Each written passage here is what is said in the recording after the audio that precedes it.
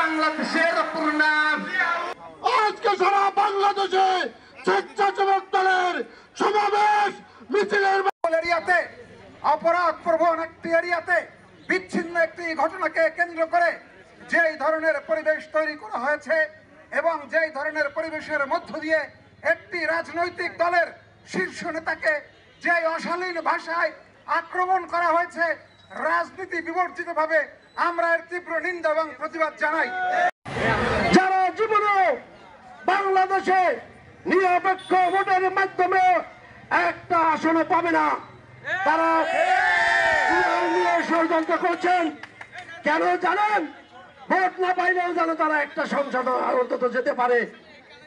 এখানে মিথ্যার মাধ্যমে দেশ বিরোধী ষড়যন্ত্র করছে। কিছু করতে পারবেন না। জালুকাঠি জেলায় যথেষ্ট। প্রিয় নেতৃবৃন্দ, জালুকাঠি জেলা স্বেচ্ছাসেবক দলের সংগ্রামী আহ্বায়ক জনাব আজাদুর রহমান খান। আসলে মূল ঘটনাটা কি?